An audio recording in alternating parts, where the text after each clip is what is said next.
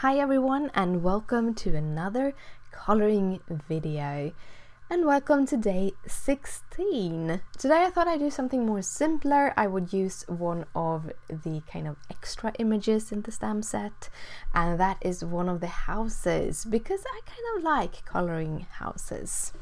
So I'm going to start off with the roof, and that is, I think, the more exciting thing to color.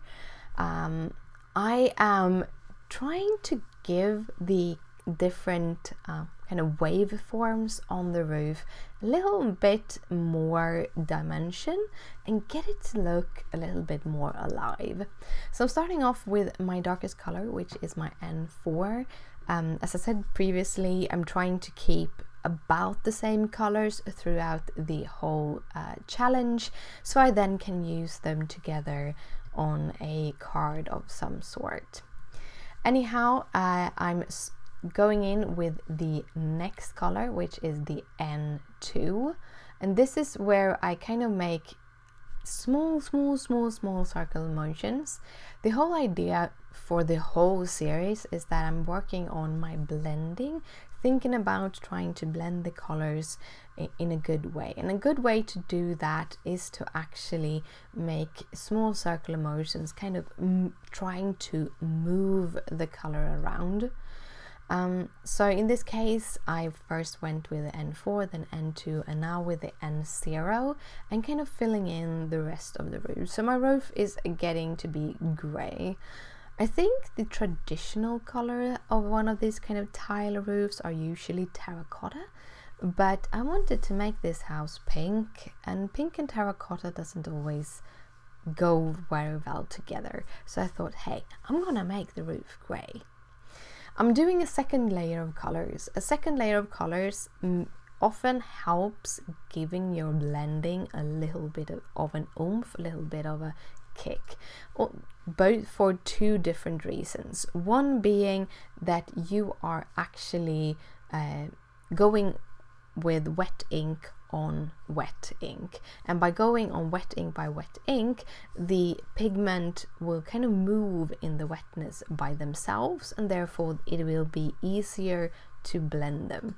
But also, usually, at least when I do this, I will not go exactly at the same place that previously. I usually do my darks a little bit bigger than I did them before, and then the mediums a little bit bigger than I did them before, and this kind of makes an overlapping, and the colors being kind of transparent in a way makes this look like you are working with maybe 5 or 6 colors instead of the 3 that you were playing with. So kind of the reasons why I color as I color. For the second color on my little house, I'm using the same RVs that I've been using for the rest of the kind of coloring. And one of the reasons why I'm using the RVs is because I do have metallics and glitter pens that work great with these pinks, so I can make everything glittery or having sparkling effects. However, my house will not have a sparkling effect because, well, I felt it would go a little bit overboard making a sparkling house. But at the same time, wouldn't it be cool to have a house covered in glitter? Yeah, might be going overboard, maybe. Well, I did my RV 25, I did my RV 23, and then as my last color, I'm using my RV 20. This is a very simple color scheme. It's usually very easy to blend, and I really like the pink because it's very similar to my hair color, I think. Well, I went in there with my colorless blender and basically trying to push the ink towards the pink ink towards the pink house, so that I can get kind of clear windows.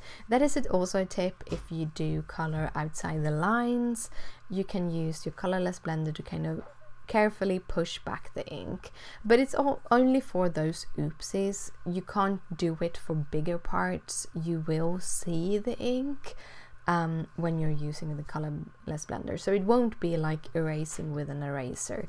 It will leave some ink left because most of the pigment will be just pushed down deeper into the paper, so you might see some through the paper. But yeah, for the last couple of things for the house, I am going in with the N0 because I wanted the windows not to be completely white, just have a light tone.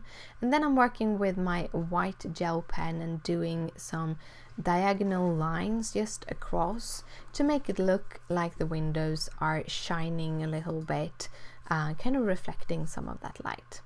But that was the whole video for today. Thank you so much for watching. If you like this video, please thumbs it up. If you want to see more videos like this, hit that subscribe button. And again, thank you so much for watching, and I'll see you later. Bye!